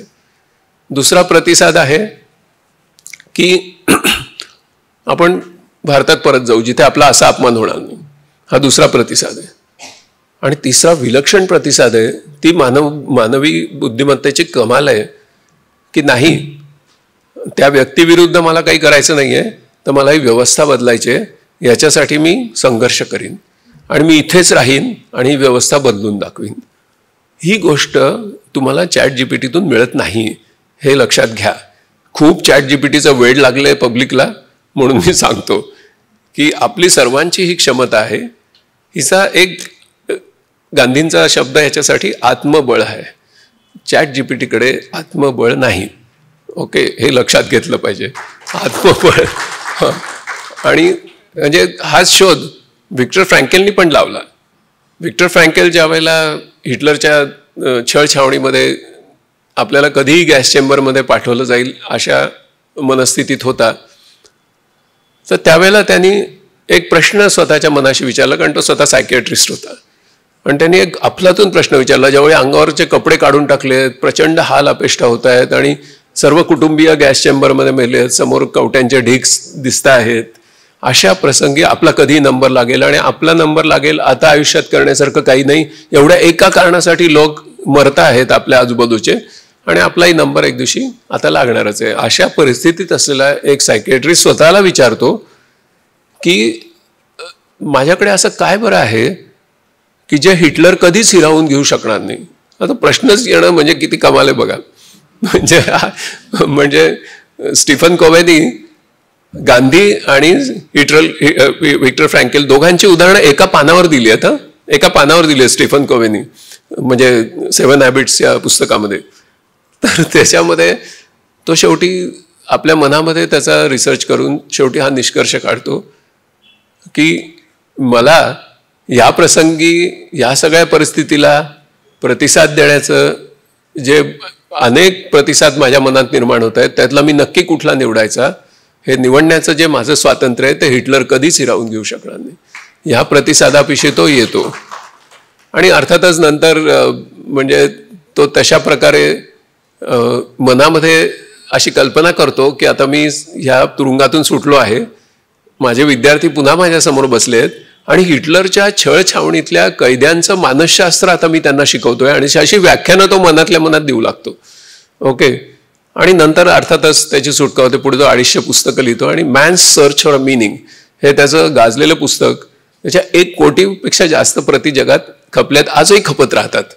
ओके, तर त्याच्यामुळे ही जी मानवी बुद्धिमत्तेची एक परमोत्कर्ष गाठण्याची जी गांधींची कपॅसिटी आहे, ही मुलांना आता शिकवली पाहिजे.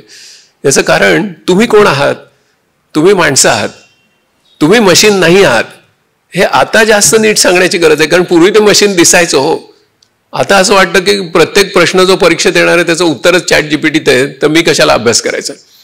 हा जो प्रश्न आहे, तर ते तुझं मानवी अस्तित्वाचं अवमूल्यन आहे. त्या परीक्षेतल्या अपेक्षित प्रश्नांना अपेक्षित वेळात अपेक्षित उत्तरं दिली की अनपेक्षितरित्या जास्त गुण मिळतात, हे तुझा मानवी अस्तित्वाचं अवमूल्यन आहे.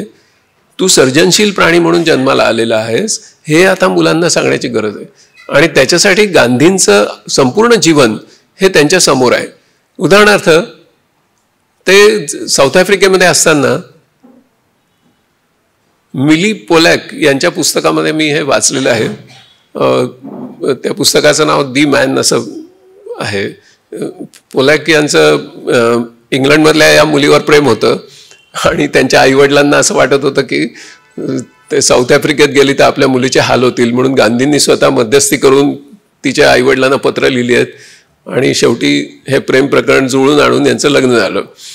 आणि मिलीने तिच्या पुस्तकात लिहिलेला प्रसंग आहे की एक दिवशी रात्रीच्या वेळी गांधींच्या बरोबर ती चाललेली होती आणि ती गांधींचे सगळं बोलत असे. ते तिचे भावविश्वस्त होते. त्यांच्या मनातलं, स्वतःच्या मनातलं सगळं मैत्रिणींशी जे सांगू शकते ते मी गांधींना सांगते असं तिने लिहून ठेवलंय. गांधींबरोबर चाललेली आहे आणि एक मनुष्य येतो आणि पिशवीतून काहीतरी काढतो आणि गांधींच्या कानात कुजबुजतो आणि अंधार आहे, तिला कळत नाहीये नक्की काय तो करतोय. आणि नंतर काहीतरी असं घडतं दोघांमध्ये. नंतर तो परत पुढे जातो, परत मागे येतो आणि पिशवीतलं काहीतरी काढून गांधींकडे देतो.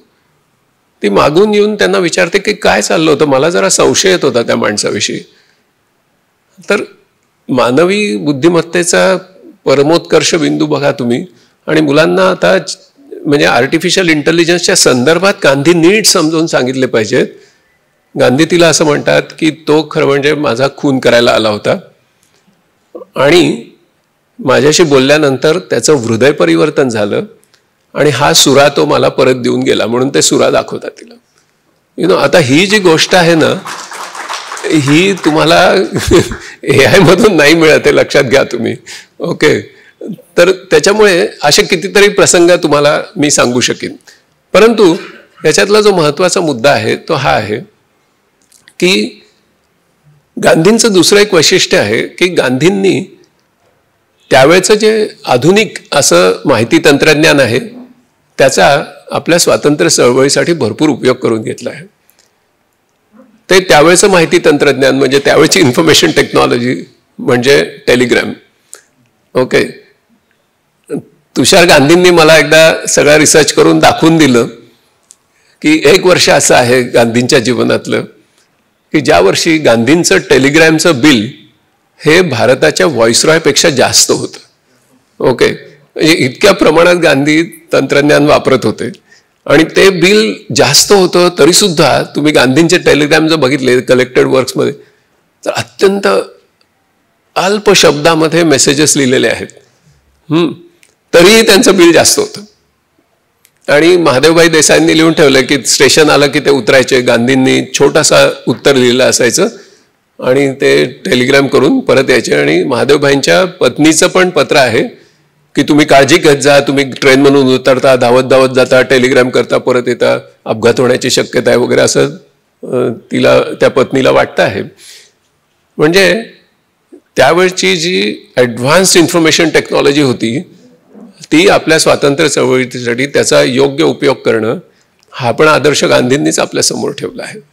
त्याच्यामुळे आज जर गांधी असते तर त्यांनी तुम्हाला सोशल मीडिया आणि आर्टिफिशियल इंटेलिजन्सचा जो काही सर्जनशील उपयोग करून दाखवला असता, तुम्ही त्याची कल्पना सुद्धा करू शकत नाही, अशी परिस्थिती आहे.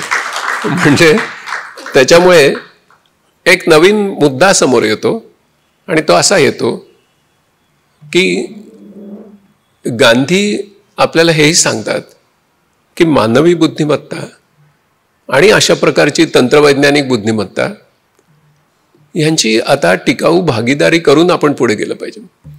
गांधींनी मोठमोठ्या यंत्रांना विरोध केलाय, पण आता मी मागे वळून ज्यावेळी बघतो त्यावेळी माझ्या लक्षात येतं की अरे टेलिग्राममध्ये तर आपण अक्षरशः इलेक्ट्रॉनच्या पातळीवर गोष्टी हँडल करत होतो आणि मिनिमम एनर्जी लागून मॅक्सिमम वर्क करण्याची त्या एनर्जी त्या टेक्नॉलॉजीमध्ये क्षमता आहे. तर हे नंतर आकलन झालं. स्टीम इंजिनपेक्षा ते अगदीच वेगळं आहे. म्हणजे शिवाजी महाराजांनी ज्या वेळेला असं ठरवलं की विशाळगडावर पोचल्यावर मोठ्या तोफा उडवायच्या आणि बाजी प्रभू देशपांड्यांना कळवायचं की महाराज पोचले, तर त्याचं जे एनर्जेटिक्स तुम्ही काढून बघितलं तर ते भयंकर आहे. म्हणजे एवढ्या तोफा होतायच्या, त्याचं केवढं तरी स्मेल्टिंग प्रोसेस आणि हे त्याच्यात TNT त्याच्यासाठी लागणारी एनर्जी, मग ते माणसांनी वाहून त्या तोफावरती नेल्या असतील, मग त्या उडवल्या वगैरे वगैरे. तर त्याचं जे material input, energy input, financial capital input, labour input, तुम्ही विचारच करू शकत नाही. आणि शेवटी काय तर महाराज पोचले. आता त्याच्यामुळे ते फक्त महाराजांनाच पॉसिबल होतं, सर्वसामान्य लोकांना पॉसिबल नव्हतं. आज जर मी तुम्हाला विचारलं की तुम्ही हे कसं कळवाल, तर तुमचं उत्तर काय असेल? करेक्ट. कोणी SMS म्हणाले, कोणी व्हॉट्सअप म्हणाले. पण मी जर हा प्रश्न महाविद्यालयीन विद्यार्थ्यांना विचारला तर ते म्हणतात आम्ही मिस कॉल देऊ.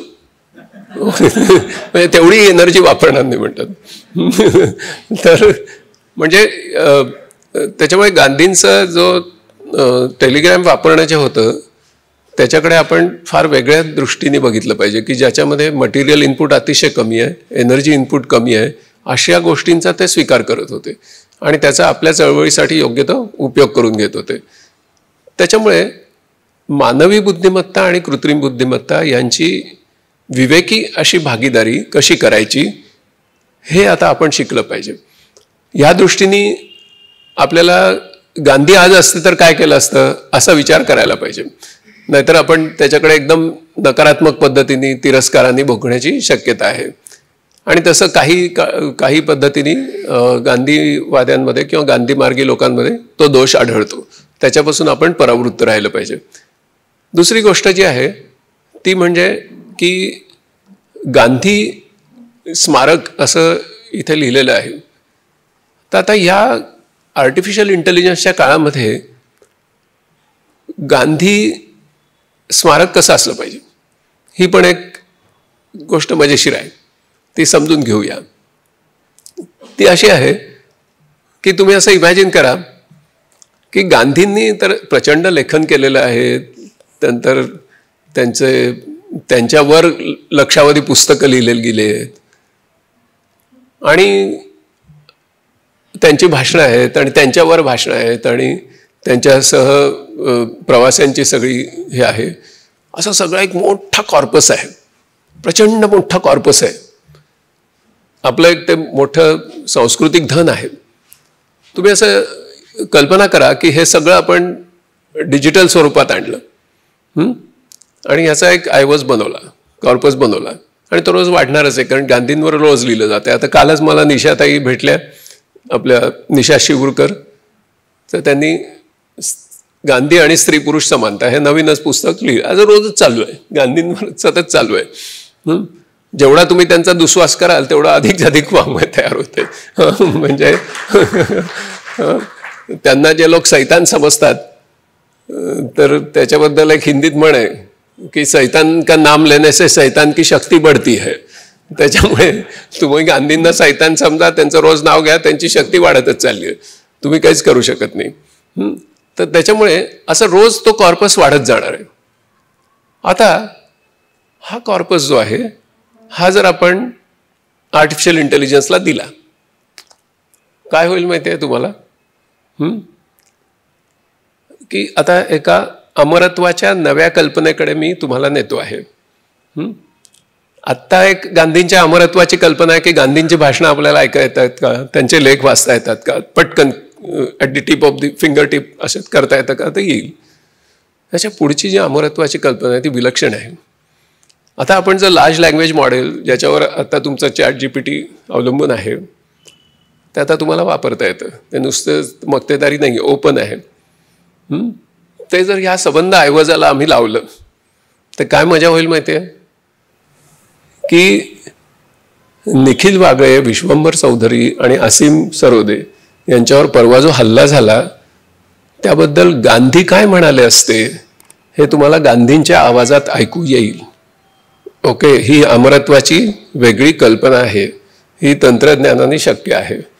ओके, असं प्रत्येक गोष्टीवर गांधी आज असते तर ह्या कॉर्पसच्या आधारे गांधींनी काय केलं असतं, गांधींनी काय विचार मांडले असते हे आपण युवांना सांगू शकतो आणि गांधी आजच्या काळात उभे करू शकतो. याचं कारण गांधींचं जे संपूर्ण जीवन आहे त्याच्यामध्ये एवढी सुसंगती आहे की AI ला त्यांचे पॅटर्न शोधणं खरं फार सोपं आहे. ओके, म्हणजे तुम्हाला मी वेगळं एक उदाहरण देतो की समजा सलीलदानचा असा पॅटर्न तुम्ही ठेवलात, तर सलीलदानची सगळी गाणी, त्यांचं दिलेलं म्युझिक हे ते सगळं ठेवलं, तर एखाद्या नव्या गीतकारांनी एक नवीन गीत लिहिलं तर त्याला सलीलदा म्युझिक देतील, म्हणजे AI मधले सलीलदा, आणि सलीलदानच्या फॅन्सना असं वाटेल की हे सलीलदाननीच दिलेलं म्युझिक आहे. ओके, कारण त्यांचा पॅटर्न आहे भावोत्कटता. तर जेवढं भावोत्कट म्युझिक तुम्ही देत जाल त्या पॅटर्नच्या आधारे निर्माण केलेलं तुम्ही करू शकता. त्याच्यामुळे आपण गांधींना अगदी वेगळ्या प्रकारे आता नित्यनूतन अमरत्व देऊ शकतो, नुसतंच अमरत्व नाही.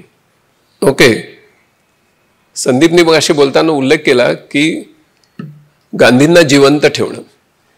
ओके, तर गांधींना जिवंत ठेवणं याचा अर्थ काय तंत्रज्ञानाच्या परिप्रेक्षामध्ये, तर तो हा आहे.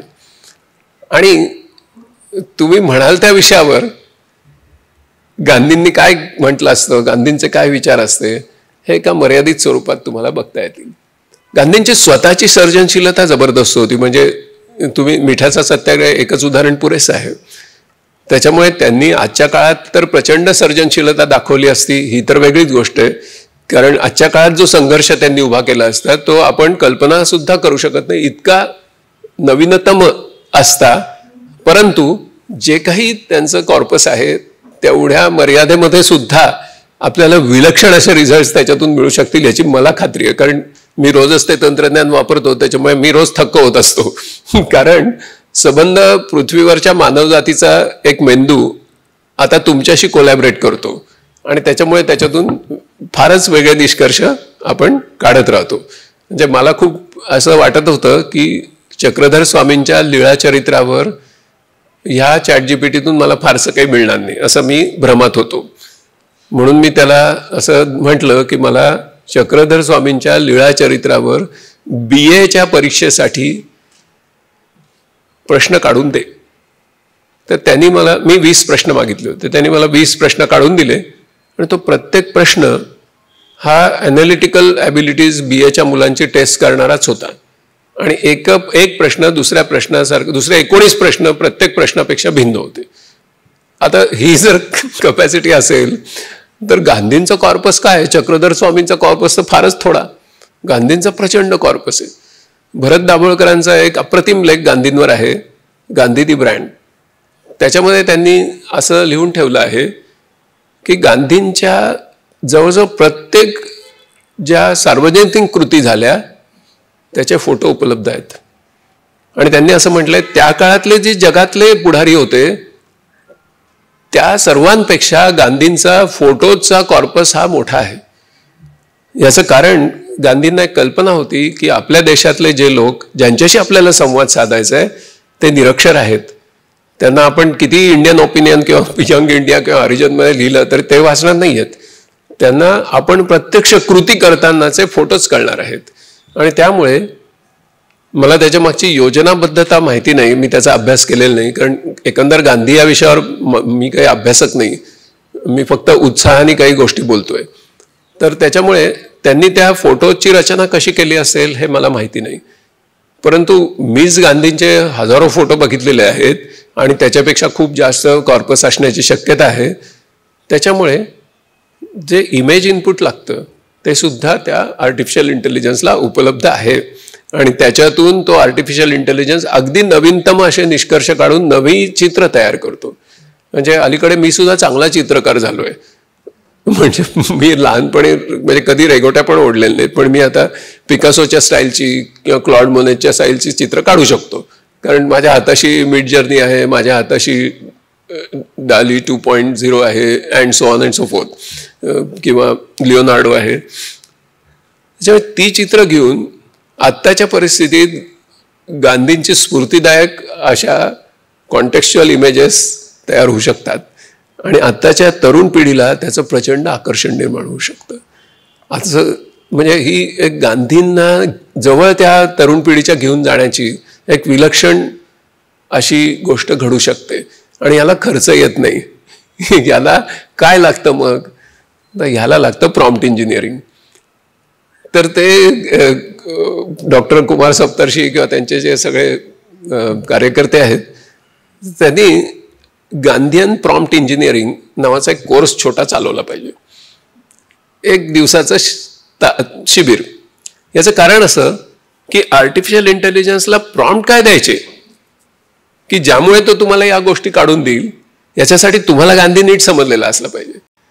इतरांना तो कळला की नाही माहिती नाही, पण ज्यांना प्रॉम्प्ट द्यायचे आहेत त्यांना गांधी नीट समजलेलं असलं पाहिजे.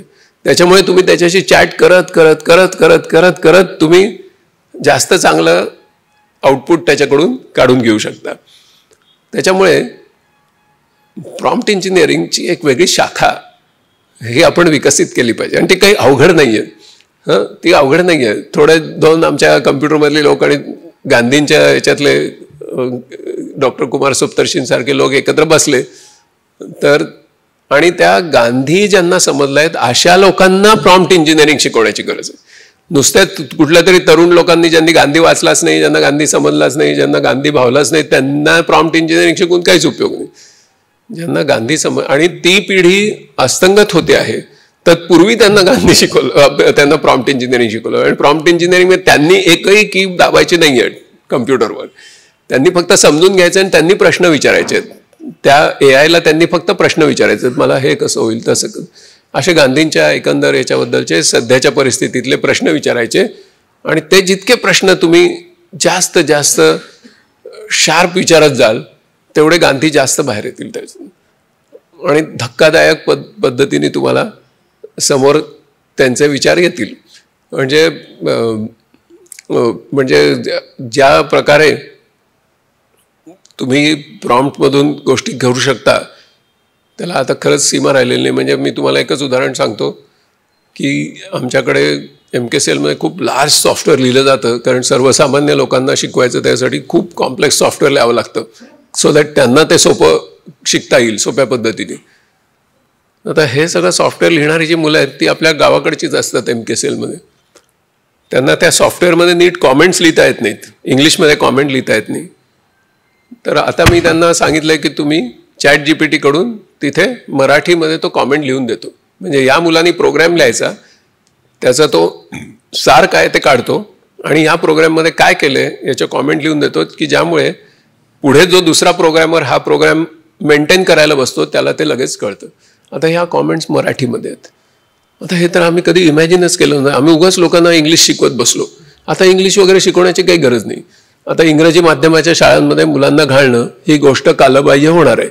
ही सांस्कृतिकदृष्ट्या टिकून राहील कारण तुमच्या प्रतिष्ठेच्या कल्पना वगैरे, पण त्याच्याशी मी आता संबंधित नाही आहे. ती कल्पना वैज्ञानिकदृष्ट्या कालबाह्य होणार आहे, कारण तुम्हाला सगळंच रोज म्हणजे आता मी चीनी वृत्तपत्र रोज मराठीत वाचतो, अस्खलित मराठीत वाचतो. काहीच मला म्हणजे पीपल्स डेली काही प्रॉब्लेम येत नाही. अस्खलित नियर परफेक्ट मराठीत कळतं सगळं, काही गैरसमज वगैरे होत नाही, चुकीचं काहीतरी ट्रान्सलेशन असं काही होत नाही आता. तर त्याच्यामुळे ही एक शक्यता आपल्यासमोर आहे की तो चित्रांचा जो कॉर्पस आहे गांधींचा, त्यांच्या व्हिडिओचा कॉर्पस आहे, त्यांच्या ऑडिओचा कॉर्पस आहे, हे देऊन सुद्धा आपल्याला गांधी निराळ्या पद्धतीने समोर आणता येतील. दुसरी जी गोष्ट आहे ती सुद्धा ह्याच्यात महत्त्वाची आहे आणि ती म्हणजे गांधींनी जो शरीराचा उपयोग करायला शिकवला. तर आता काय होणार आहे की AI मुळे अनेक जॉब कॅटेगरीज नष्ट होणार आहेत. Number of jobs will increase. AI is not job killer, AI is job category killer. Okay, पण AIचा आणि तंत्रज्ञानाचा अतिरेक होत जाईल समाजामध्ये, कारण त्याची भूमिती श्रेणीने वाढ होते. आणि त्याच्यामुळे 1-2-3 दशकांमध्ये असा एक काळ येईल की लोक तंत्रज्ञानाने निर्माण झालेल्या उत्पादन आणि सेवांना कंटाळतील. त्यावेळेस जे अर्थशास्त्रज्ञ आता त्यावेळेचा वेध घेत आहेत ते असं म्हणत आहेत की मेड बाय ह्युमन्स ह्या प्रॉडक्ट्सची चलती होईल. बघा तुम्ही गांधी कुठे कुठे तुम्हाला एआयनी नेतोय, ओके, किंवा एआय गांधींकडे कसा तुम्हाला नेतोय. मेड बाय ह्युमन्स ह्या प्रॉडक्टचं एक मोठी इकॉनॉमी तयार होईल. कारण असे लोक अनेक असतील की ज्यांना करायला काही काम नसेल आणि ते मग आपल्या सर्जनशीलतेला वाव देण्यासाठी काही ना काही करत राहतील. म्हणजे मला तर नेहमी वाटतं की इंग्लंडच्या राजघराण्यामध्ये लग्न होतं त्यावेळी राजकन्येला गांधींनी स्वतः शाल विणून पाठवली होती. जर ह्या कॉर्पसला आपण विचारलं की अशी अशी शाल गांधी कशी बरं विणतील, तर तो नक्की सांगेल तुम्हाला. कारण गांधींनी कुठेतरी ते शाल विणल्याच्या त्याच्या डिझाईनच्या नोंदी असणारच, कुठेतरी सापडणारच. म्हणजे हृदयचुंबकत्व ही जी गांधींची प्रचंड क्षमता होती, एक मानवी क्षमता आहे. हृदयचुंबकत्व ही एआयकडे नाही आहे, कारण त्याला भावना नाही आहेत. तो स्वतःच्या भावना, स्वतःचे विचार आणि त्या भावना आणि विचारातून निर्माण होणारं स्वतःचं वर्तन याच्याकडे तटस्थपणे बघण्याची, साक्षीभावाने बघण्याची जी माणसाची क्षमता आहे, ज्याला आपण जाणीव असं म्हणतो, ती एआयला नाही आहे. जाणीव ही आपली प्रॉपर्टी आहे, कॉमन सेन्स ही आपली प्रॉपर्टी आहे. त्याच्यामुळे आपण आपल्या प्रत्येक कृतीकडे ज्या त्याच मनाने घडतात त्याच मनाने त्या कृतींकडे साक्षीभावाने बघतो. ही गोष्ट कमाल आहे, ती काही त्याच्याकडे नाही आहे. तसं ती जी राजकन्या आहे ती जरी आपण तिच्या विरुद्ध मोठं युद्ध म्हणजे मोठं संघर्ष पुकारलेलं आहे त्यांच्या संबंध सत्तेविरुद्ध, पण त्या व्यक्तीशी माझा संघर्ष नाही आहे. त्या व्यक्तीला मी हृदयचुंबकत्वानेच जोडलं पाहिजे. ही जी गांधींची प्रेरणा आहे. त्याच्यामुळे आता कुठल्या तरी प्रसंगी गांधी कुठल्या प्रकारची शाल विणून पाठवतील, कोणाला पाठवतील ते मी सांगत नाहीये, ते तुम्ही ओळखायचंय. कारण तुम्ही गांधीयन प्रॉम्प्ट इंजिनिअरिंग कम्प्लीट आहे तुमच्याकडे. त्याच्यामुळे ते तसं पाठवू शकतात. की मगाशी प्राणप्रतिष्ठेचा उल्लेख झाला, तर प्राणप्रतिष्ठेच्या वेळी परिधान करण्यासाठी कुठल्या प्रकारची शाल पाठवावी असं गांधी विचार करू शकले असते. ओके, म्हणजे गांधींचा एआय नक्की विचार करेल, त्याच्यावर मेसेजेस लिहून पाठवतील की राम म्हणजे नक्की काय. म्हणजे दशरथ पुत्र राम हा माझा आदर्श नाहीच, तर भारतीय संस्कृतीतल्या सर्व आदर्शांच्या समुच्चयाला राम असं म्हणतात की ज्याच्यावरून दशरथाने आपल्या पुत्राचं नाव राम ठेवलं, असा गांधींचा विचार आहे. ओके, तर त्याच्यामुळे गांधींना सीतेवर अन्याय करणार राम वगैरे असं काय अपेक्षित अध्यारूत नव्हतं, किंवा अयोध्येत बसलेला वगैरे वगैरे. तर त्याच्यामुळे ही जी गोष्ट आहे की आपण या पद्धतीने ह्युमन मेड बाय ह्युमन्स ह्या एका इकॉनॉमीकडे आता जाणार आहोत. याचं कारण की एआयमुळे एक अनवर्किंग क्लास निर्माण होण्याची शक्यता आहे. औद्योगिक क्रांतीने एका वर्किंग क्लासला जन्म दिला. ही जी क्रांती आहे ती एका अनवर्किंग क्लासला जन्म देण्याची शक्यता आहे.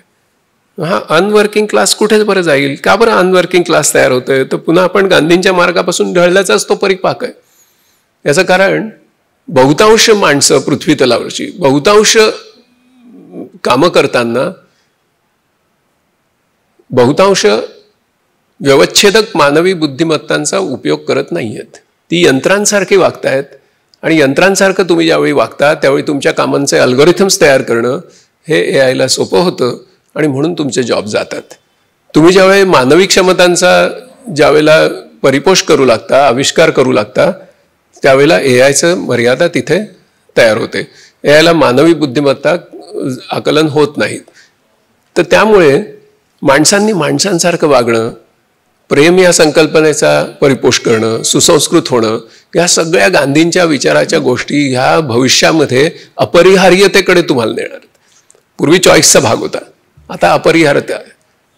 म्हणजे एक शिक्षक जर आता मुलांविषयी प्रेमळ वागत नसेल तर तो फक्त माहितीदाता आणि माहिती साठा ह्या सध्याच्या भूमिकेत त्याला भवितव्यच नाही, झिरो. आता त्याला प्रेम म्हणजे काय हे समजून घ्यावं लागेल. आणि प्रेमाची व्याख्या जी आहे ती म्हणजे की मी ज्याच्यावर प्रेम करतो त्याचं जे पोटेन्शियल आहे ते पोटेन्शियल त्याला रिअलाइज करण्यासाठी मी प्रयत्नांची पराकाष्ठा करणं म्हणजे प्रेम. आता माझ्या विद्यार्थ्याचं पोटेन्शियल मी ओळखतो आणि ते पोटेन्शियल रिअलाइज करण्यासाठी मी त्याला माझ्या प्रयत्नांची पराकाष्ठा करतो, त्यावेळी मी माझ्या विद्यार्थ्यावर प्रेम करतो. आता ह्याच्यासाठी मला रोल आहे, कारण ते AI नाही करू शकणार आहे, त्याच्यासाठी मला रोल आहे. आणि असे लक्षावधी जॉब्स तयार होणार. आणि मग त्या इकॉनॉमिस्टचं म्हणणं असं आहे की ह्या प्रॉडक्ट्स मेड बाय ह्युमन असं त्याच्यावर टॅग असेल तर ते प्रॉडक्ट ह्युमन प्रीमियमने विकले जातील, म्हणजे जास्त भावाने विकले जातील, अशी पण मजा आहे. म्हणजे एक नवीनच इकॉनॉमी तयार होते. खादी हे गांधींचं तंत्र होतं, तत्व नव्हतं. त्याच्यामुळे वेगळ्या परिस्थितीत वेगळी तंत्र अस्तित्वात येतील, पण गांधींची तत्व ही मात्र जगाला प्रकाश दाखवत राहतील, जगाला वाचवत राहतील. अशी परिस्थिती आता या टेक्नॉलॉजीने पुढे आलेली आहे. दुसरा एक विचार, मी तुमच्या प्रश्नोत्तरांसाठी पण वेळ ठेवणार आहे, फक्त मी काही विचार पटपट संपवतो. मला याची कल्पना आहे की वेळेची मर्यादा आहे, कारण पुढच्याही वक्त्यांना बोलायचं आहे. तर त्याच्यातला एक महत्त्वाचा जो भाग आहे तो हा आहे की ज्याला आपण AIचा दुरुपयोग म्हणतो. तर AIच्या दुरुपयोगाविषयी माझ्या एका लेखातला एक छोटा पॅरेग्राफ मी वाचून दाखवतो. म्हणजे त्याच्यावर गांधींची समर्पकता ही मी स्पष्ट केलेली आहे, ती थोडक्यात मी तुम्हाला वाचून दाखवतो. कारण वेळ कमी असल्यामुळे मी विस्तार करण्याची भीती आहे, म्हणून मी वाचून दाखवतो. मनुष्य हा अवजारे हे पुरोगामी जनगर्जनाचा जो दिवाळी अंक आहे त्याच्यात हा माझा लेख आलेला आहे, त्याच्यातून मी वाचतोय. मनुष्य हा अवजारे बनवणारा प्राणी आहे, पण तो अवजारांचा विवेकी वापर करणारा प्राणी आहेच असे मात्र नाही. त्यासाठी उचित शिक्षण आणि समाज प्रबोधन यांचं सातत्य राखावं लागतं. या AIच्या अत्याधुनिक तंत्रज्ञानाचा दुरुपयोग जर स्कॅम्स आणि फ्रॉडसाठी, युद्धपिपासेपोटी आणि नफेखोरीपोटी, संहारक शस्त्रास्त्र निर्मितीसाठी, हव्यासापोटी पर्यावरणाच्या अनिर्बंध शोषणासाठी अर्थात विकासखोरीसाठी किंवा संपत्तीचं पराकोटीचं केंद्रीकरण करून विषमता वाढवण्यासाठी किंवा लोकशाही हक्कांची पायमल्ली करण्यासाठी म्हणजे डीप स्टेट दृढ करण्यासाठी लक्षावधी नागरिकांच्या सोशल मीडिया प्रोफाईलचं सखोल विश्लेषण करून त्यांच्या आवडीनिवडी हुडकून काढून त्यांचे कल शोधून काढून त्यांना हमखास संमोहित करून सत्याचा आभास निर्माण करणारा धादांत खोटा राजकीय प्रचार करण्यासाठी, निवडणुका हॅक करण्यासाठी,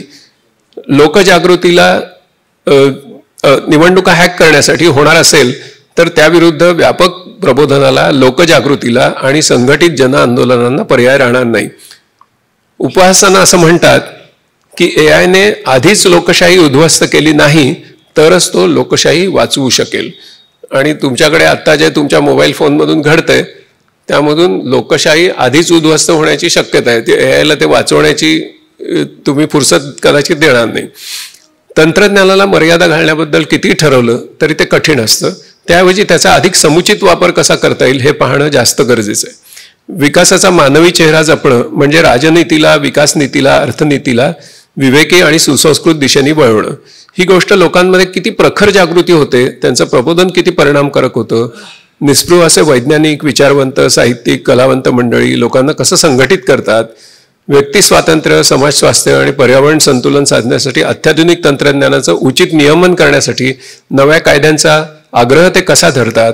अभ्यासू असे प्रभाव गट आणि दबाव गट कसे संघटित करतात आणि लोक त्यांना किती सक्रिय साथ देतात यावर अवलंबून आहे. हे तंत्रज्ञान वापरून मोठ्या प्रमाणात विषमता निर्माण होऊ शकते. त्यामुळे प्रचलित भांडवलशाहीचं टिकाऊ आणि पारदर्शक नियमन अतिशय गरजेचं आहे. त्यासाठी समतेचा लढा निकराने लढावा लागेल. ती विचारवंत आणि समाज सुधारकांवरची जबाबदारी असेल. दुरुपयोगाच्या परिस्थितीत लोकांना संघटित होण्याशिवाय पर्याय राहणार नाही, कारण एकाधिकारशाही आणि अविवेकी भांडवलशाहीच्या युतीतून कृत्रिम बुद्धिमत्तेचा गैरवापर करून लोकांना असंघटित ठेवण्यासाठी आणि त्यांच्या ध्रुवीकरणाने फूट पाडण्यासाठी सततच्या भ्रामक प्रचारातून, म्हणजे व्हॉइस क्लोनिंग वगैरे सारखी प्रचार यंत्र येतात की तुम्हाला वाटेल की कुमार सप्तर्षीच तुम्हाला हे सांगतायत विचार हुबेहूब त्यांच्या, आणि त्यांचं 30 सेकंदाचं सॅम्पल मला पुरेसं आहे. बाकी सगळे जे ध्रुवीकरणाचे विचार आहेत ते त्यांच्या तोंडून मी तुम्हाला ऐकू शकतो आणि सगळ्या कार्यकर्त्यांना महाराष्ट्रात वाटू शकतं की आता काळ बदलला आहे, कुमार पण असं बोलतायत. ओके, तर त्याच्यामुळे म्हणजे याचा उपयोग करून $7 बिलियन फसवणूक झालेली गेल्या एका वर्षात. कारण बायकोचाच फोन येतो की मी आता अडचणीत आहे, ताबडतोब $21,000 पाठवा, आणि लोक धाडकन पाठवतात. आणि याचं जगातलं जे तक्रारी दाखल झालेलं प्रमाण आहे ते $7 बिलियन. ओके, राजकीय प्रचार तो सोडूनच द्या.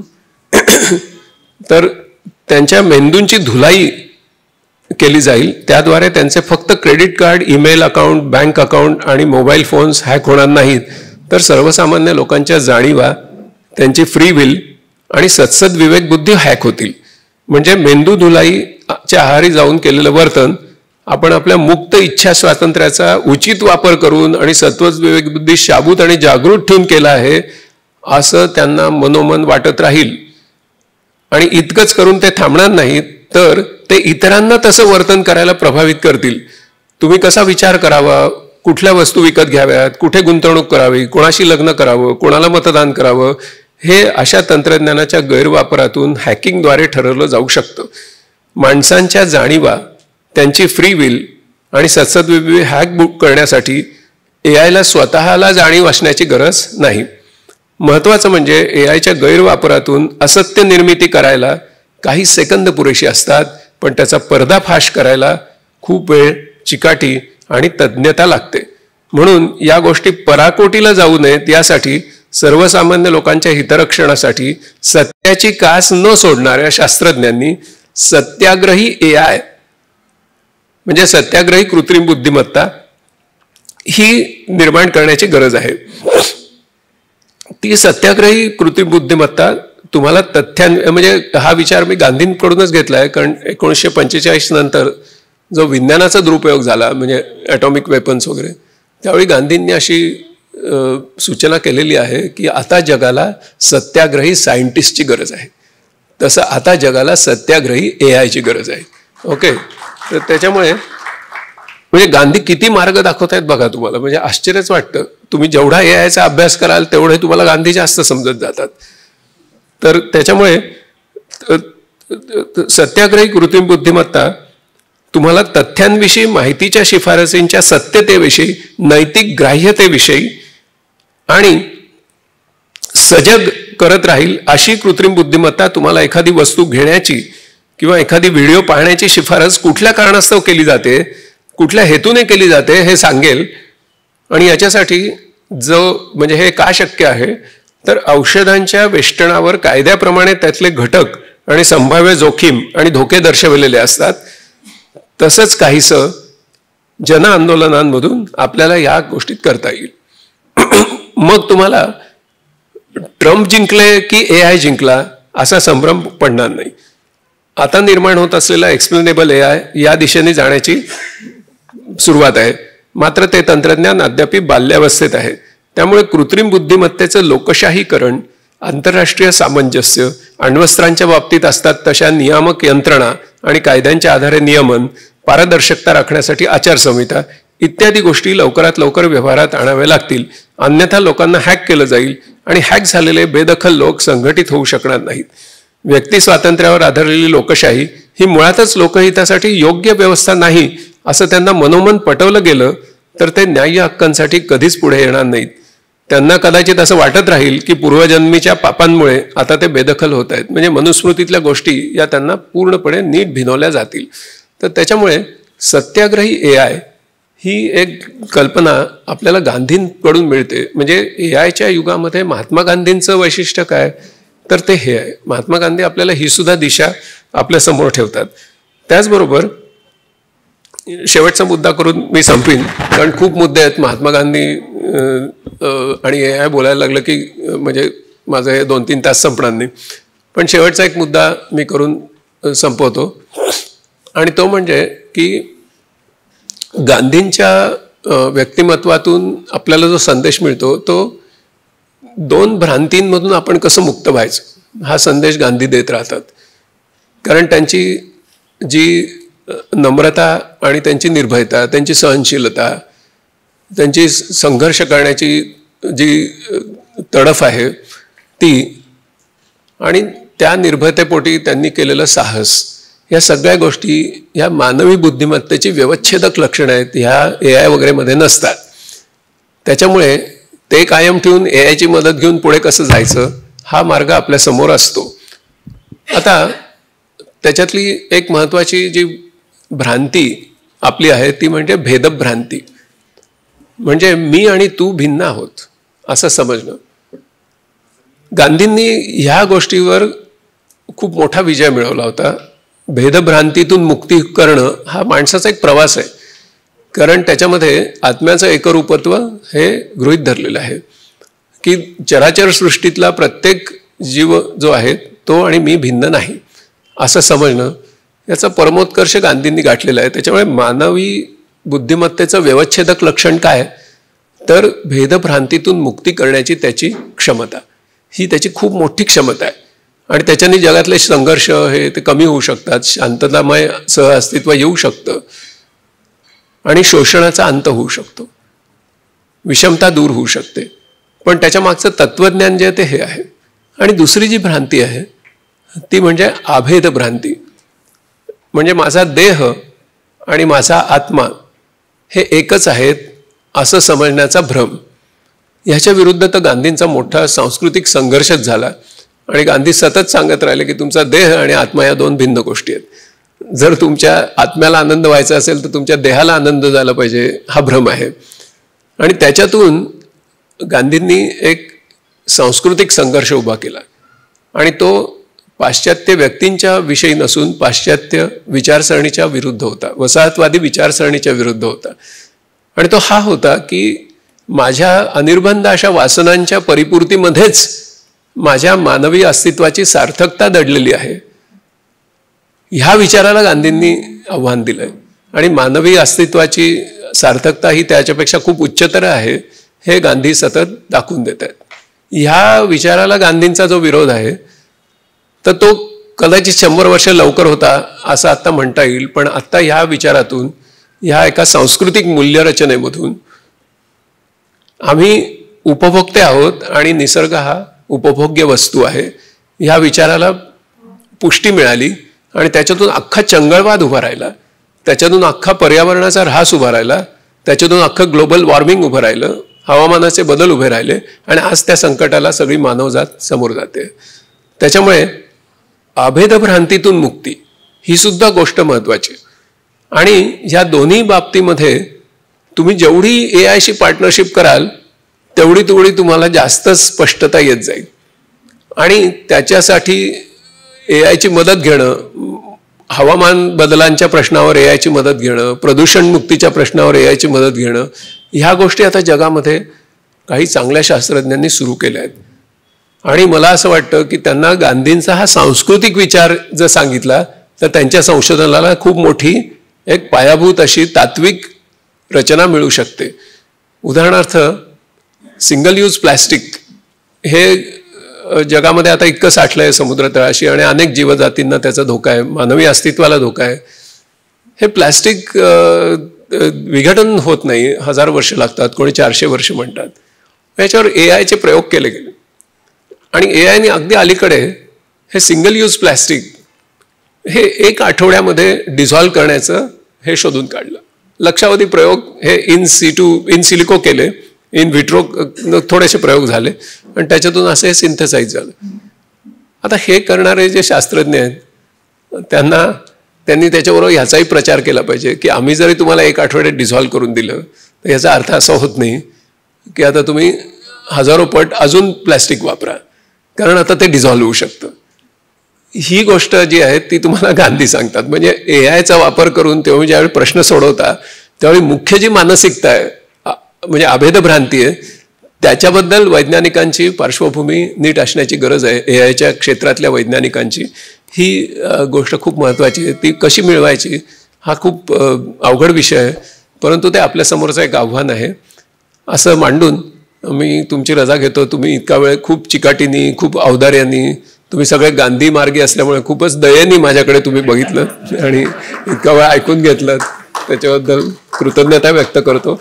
तुमचे काही प्रश्न असतील तर त्याला उत्तर देतो.